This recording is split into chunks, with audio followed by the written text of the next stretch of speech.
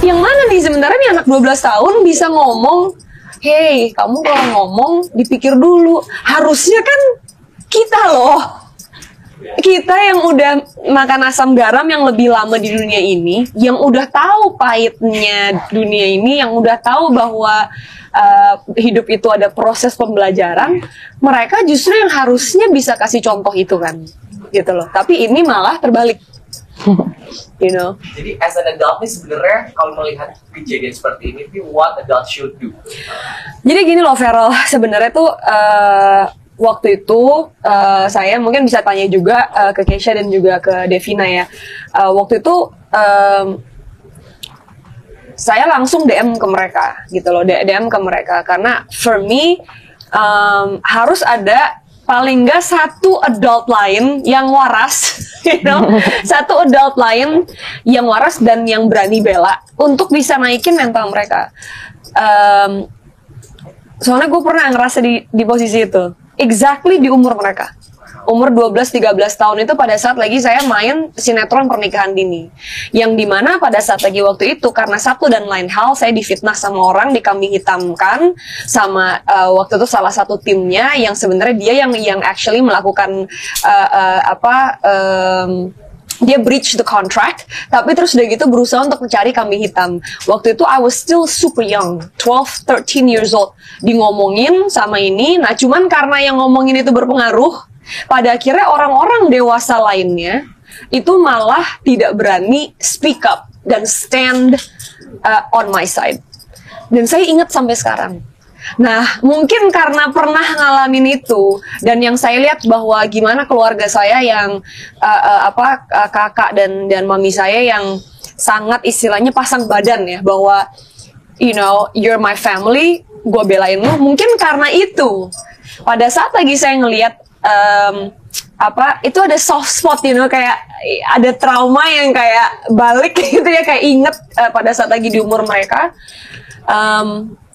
Yang menurut saya ini persoalan ini bukan soal the kids yang failed us, tapi us as the adult have failed them.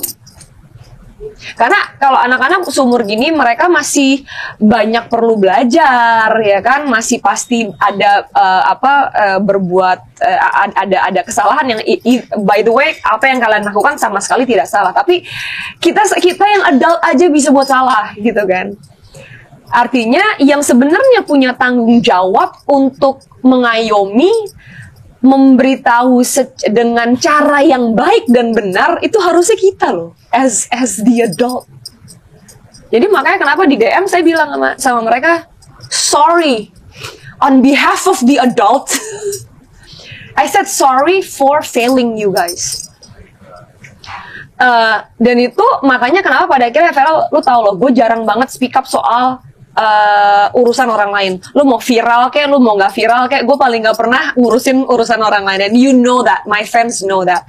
Istilahnya ya udah itu your own business, dosa-dosa lu, ya kan, urusan lu sama Tuhan, ya kan. Kita sebagai manusia kita nggak punya hak untuk ngejudge, ya kan. Karena kan kalau di dalam Bible ada dibilang bahwa ukuran yang kamu pakai, ya kan, untuk ngejudge orang lain, yang akan Tuhan pakai ukuran itu untuk ngejudge kamu. Makanya kenapa gue nggak pernah mau ngejudge orang lain, you know. But anyways, kenapa pada akhirnya saya ngerasa perlu speak up on that matter, karena jujur saya pertama kali karena saya ngelihat ada post dari sekolahnya, ya kan, tadinya captionnya yang walaupun maksudnya of course itu kan juga jadi bahan pembelajaran ya, bukan cuman buat mereka, bukan cuman buat netizen, tapi juga buat sekolahnya. Karena pada saat waktu itu yang saya lihat captionnya itu sorry to say, saya harus belak-belakan, sorry, bener-bener sorry to say, sekolahnya mungkin juga karena mereka juga mungkin takut atau mungkin ada serba salah ya kan diomongin netizen, mereka minta maaf ya kan, sekolahnya minta maaf dan ada kesan pada akhirnya seperti cuci tangan, seperti lepas tangan, seperti lepas tangan. Oh ini keputusan anak-anak ini gitu. Nah di situ jujur saya kecewa ngelihat itu gitu, agak kecewa ngelihat itu. Kenapa? Karena anak-anak ini, Feral, support system mereka itu yang paling kuat harusnya di rumah dan di sekolah. Gitu. Kenapa dinamain support system? Ya artinya sistem untuk mensupport anak-anak ini gitu. Tapi kalau pada saat lagi mereka ada hujatan-hujatan dari orang-orang atau omongan-omongan yang tidak benar, tapi malah tidak dilindungi oleh support sistemnya, that's where we fail as a society. That's where we fail as adults for these young generations. Malah sebenarnya kalau mau ngomong masalah rusak-rusakan, itu yang sebenarnya merusak mental mereka. Merasa bahwa, loh, kalau gitu mendingan gua viral yang lain aja, toh yang lain viral yang lucu-lucu malah nggak dihujat, tapi gue yang capek-capek kerja keras, gue yang capek ini, gue ini, malah gue disalahin. Ya udah, gue itu kan malah sebenarnya merusak gitu. Nah makanya karena saya ngelihat caption yang menurut saya nggak backup mereka pada saat lagi terjadi hujatan itu, saya makanya kenapa saya berusaha untuk mengingatkan gitu ya, mengingatkan, hey, this is me, cuman mau ngingetin gitu, kalau boleh tolong jangan minta maaf sama prestasinya dua anak ini, dan jangan gak diakuin gitu ya, maksudnya harus justru kayak harus dibela gitu loh. This is your family loh gitu, ini keluarga kamu loh, ini sekolahnya mereka gitu. Justru harusnya sekolahnya yang backup gitu, harusnya. Makanya kenapa saya bilang please minta tolong banget, tolong support mereka, stand on their side ya, supaya mereka juga ada ngerasa sense of belonging, bukan yang kayak, aduh gue diomongin netizen, sekolah gue nggak bela, ntar orang tua gue juga takut, misalnya gitu kan.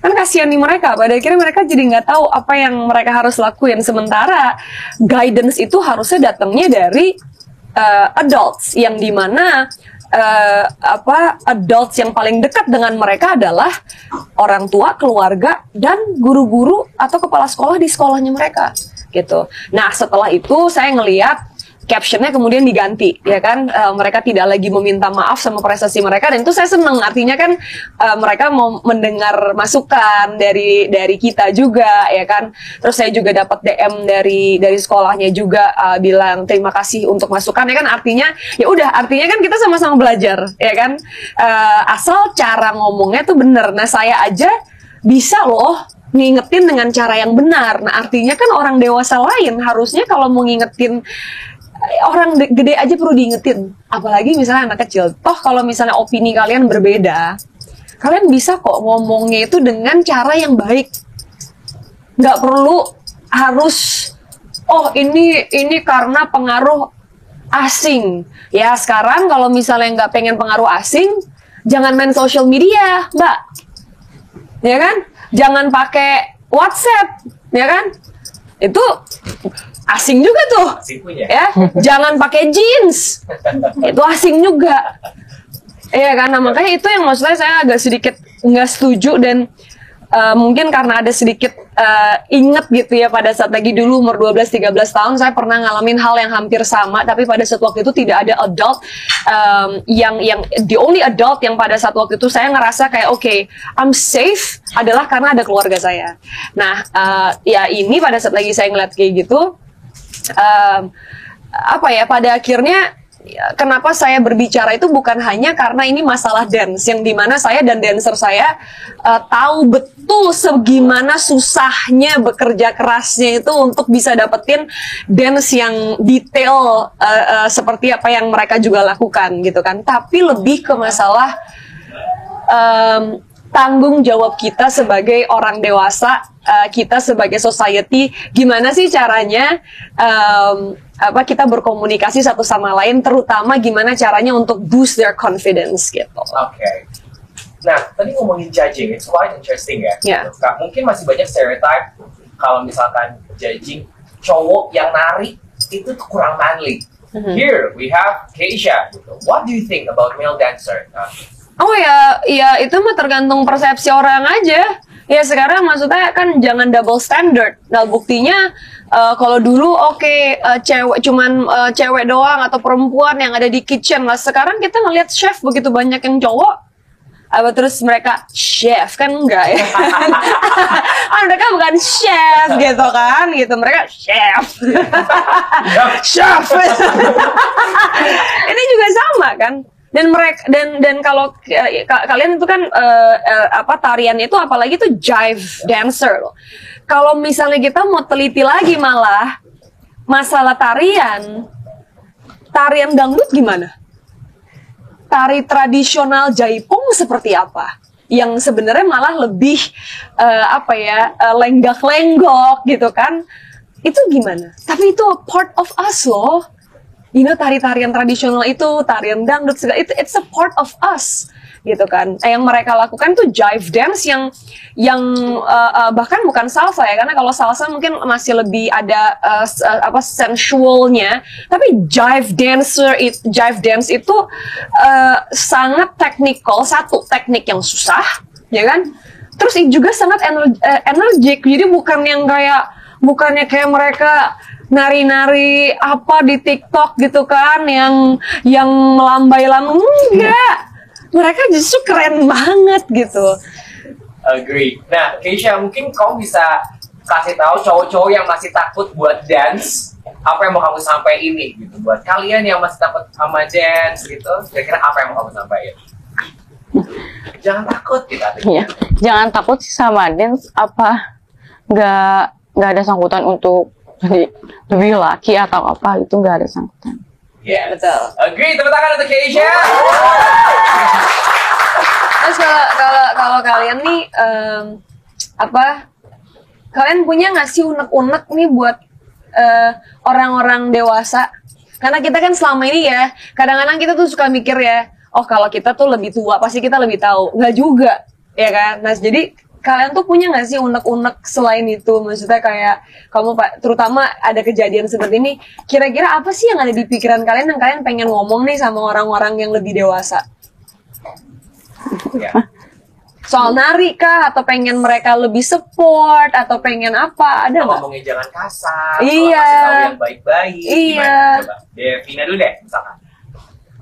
Terutama buat yang cowoknya sih ya, karena dia juga kan partner aku, nyampe dibilang kemayu-kemayu gitu. Tapi pelatih aku juga ada kok cowok, tapi dia nggak kemayu-kemayu gitu, dia tetap dia cowok yang cowok gitu kan. Pokoknya, wah, ya kan, gitu. Oke, kalau tidak bilang. Lalu Keisha apa yang mau disampaikan gitu, misalkan ke orang-orang yang lebih tua gitu, kayak jangan menilai aku dari dance doang misalkan, ini juga prestasi loh, bisa nggak dapat medali emas? Apa yang mau disampaikan? Jangan kasar, karena dia kan belum tahu apa yang kita lakuin dari awal, prosesnya juga kan dia belum tahu. Iya. Di Indonesia stereotipnya masih ada kalau cewek nggak usah berprestasi tinggi-tinggi deh gitu. Udah lakuin yang biasa aja kayak cewek lainnya. What do you think about girl with achievement? Ya kayaknya udah ya ampun Tuhan, udah 2023 masih ngomonginnya yang itu gitu kan. Justru harusnya yang kita ngomongin apalagi nih yang bisa kita hasilkan, apalagi nih yang bisa kita achieve bareng-bareng as a society gitu. Kayaknya masalah cewek harusnya udah basi nggak sih? Udah terlalu lama gitu. Basi kan? Basi. Ya, basi nggak? Udah lama kan, harusnya kan udah nggak kayak gitu lagi ya. Jadi kamu masih pengen terus berprestasi ya? Masih. Apa motivasi kamu terbesar kamu untuk terus berprestasi? Apa? Bikin bangga keluarga? Bikin bangga keluarga, terus bisa lebih baikin begitu nama IOD di Indonesia ini biar semakin terkenal nama dance sport gitu. Wih, dance sport. Ya, buat dance sport ya. Seru. Tapi Kak Agnes, mungkin kita tadi belum ngecek sedikit bahwa the first time Kak Agnes lihat itu tuh dari mana, and how was your reaction pertama kali lihat? Jadi sebenarnya saya ngelihat itu udah sekitar 3-4 harian gitu. Jadi sempat mungkin kan karena komunitas saya itu kan deket sama dancers ya gitu. Jadi udah mulai ada tuh yang FYP-nya mulai keluar gitu. Cuman kan saya biasanya kalau ada yang kayak gitu-gitu saya scroll up gitu karena saya nggak pernah mau ini kan. Tapi terus ada salah satu koreografer dan dancer saya yang udah 17 tahun bareng sama saya, Eja. Itu komentar dengan begitu berapi-api gitu. Dan itu juga yang pada akhirnya membuat saya, oke, ini ada apa gitu kan. Pada saat lagi saya lihat, akhirnya saya teliti karena saya nggak mau berkomentar tanpa saya teliti dulu ya kan, ini sebenarnya seperti apa. Nah itu loh yang maksudnya kata dia sebelum ngomong tuh dipikir dulu itu ya kan, kita teliti dulu, kita lihat sampai pada akhirnya saya ngelihat postingan dari sekolahnya. Jadi maksudnya saya ngelihat postingan dari yang ada satu orang yang ngomongnya sangat nggak enak ya kan. Padahal sebenarnya kalau saya boleh kasih tahu ke orangnya mungkin yang sekarang lagi nulis, Bu, Pak, justru tindakan kamulah yang actually bisa merusak generasi kita. Gitu. Dari situ, dari ngeliat apa ada komentar yang nggak enak itu, ya kan? Udah mulai tuh, saya udah mulai emosi sebenarnya, udah mulai. Waduh, kok ini ngomongnya kasar banget. Kalau mau ngomongin masalah ngerusak bangsa, ya justru ya bukannya yang julit-julitin terus ngejudge dan ngehakimin orang dan yang ngerasa diri paling benar itu yang sebenarnya justru ngerusak bangsa, ya kan? Oh, iyanya kenceng dia. Iya. Keluarkan. Iya, keluarkan, nggak apa-apa. Terus ya gitu kedua, kalau mau hubung-hubungkan dengan pengaruh luar. Juga ya again ya kan, ya sekarang kita udah hidup di zaman sekarang, ya social media dan WhatsApp yang kamu pakai untuk ngejulitin orang pun itu juga benda asing gitu, istilahnya punya orang asing gitu kan gitu. Jadi saya udah kayak waduh kok, terutama sebenarnya mungkin gini Feral, yang paling bikin saya adalah umur mereka diomongin sama orang yang mungkin 2 kali atau bahkan 3 kali lipat umurnya di atas mereka. Akhirnya baru dari itu saya coba cek, oh ini ada apa nih, ada apa. Terus saya akhirnya ketemu Instagram sekolahnya. Nah pada saat lagi saya ngelihat seperti seolah-olah mereka berdua tidak ada yang bela, di situ baru, wah ini nggak bisa nih. Coba deh, saya coba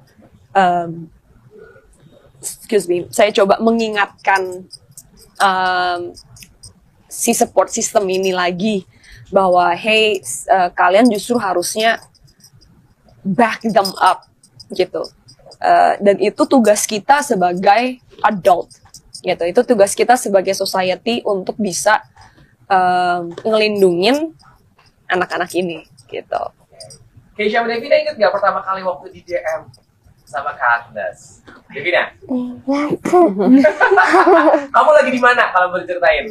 Lagi di rumah, lagi di tempat latihan, di sekolah? Lagi di sekolah. Lagi di sekolah, Terus kan itu teh banyak ya yang tiba-tiba nge-DM ketakutnya ada apa, terus udah gitu tiba-tiba Kak Agnes nge-DM aku kaget, aku nangis.